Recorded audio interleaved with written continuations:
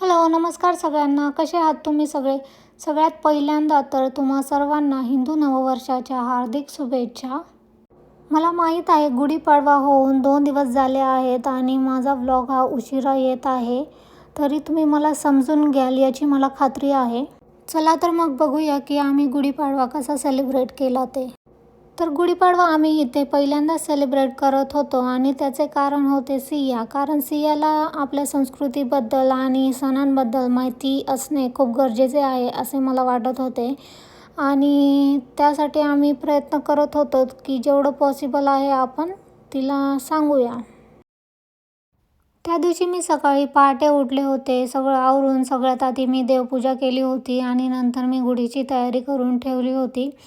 आणि असं ठरवलं होतं की सिया उठल्यानंतर तिचं सगळं आवरून झाल्यावर तिच्यासमोरच आपण गुढी उभारूया.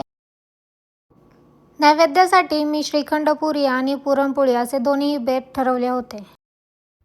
त्याचीही तयारी मला करायची होती आणि सिया उठायच्या आधी मला तिचा ब्रेकफास्टही रेडी करायचा होता. हे गुढी वस्त्र त्या दिवशी इंडियामधून आलेल्या पार्सलमध्ये आले होते आणि साखरगाठी मी बनवल्या होत्या. तुम्ही बघितलं असेल शॉर्ट व्हिडिओमध्ये. आणि कडुनिंबाची पाने इथे मला भेटली नव्हती, त्याच्यामुळे मी आंब्याची पानंही वापरली होती. गुढीची तयारी झाल्यानंतर मी लगेचच स्वयंपाकाला लागले होते आणि मला काही रेसिपी पण शूट करायच्या होत्या, तर ते काम पण माझे सोबतच होत होते. तुम्ही पण नक्कीच कमेंट करून सांगा की तुम्ही गुढीपाडव्याला काय बेत केला होता ते.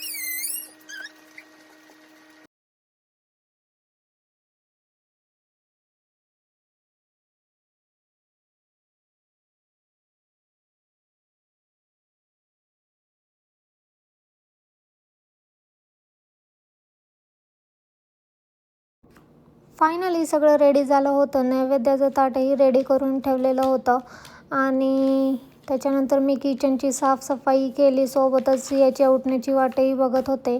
इतर दिवशी ती माझ्यानंतर लगेचच उठते, पण आज झोपूनच होती, माहीत नाही का. मीही तिला जबरदस्ती उठवले नाही, कारण तिला जर जबरदस्ती उठवले आणि तिची झोप नाही झाली तर ती खूप चिडचिड करते म्हणून.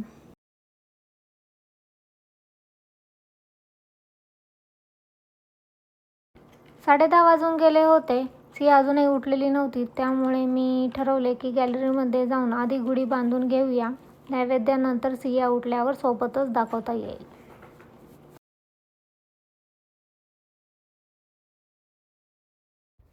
शेवटी ती 11 वाजता उठली आणि त्यानंतर मी तिचे सगळे आवरले. तिला अंघोळ घातली, रेडी केलं, खाऊ पिऊ घातले.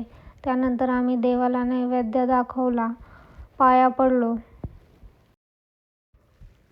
त्यानंतर गॅलरीमध्ये जाताना ती गुढीला बघून थोडी घाबरली होती आणि गॅलरीमध्ये यायला रेडीच नव्हती. त्यामुळे मला एकटीलाच जाऊन नैवेद्य दाखवावा लागला.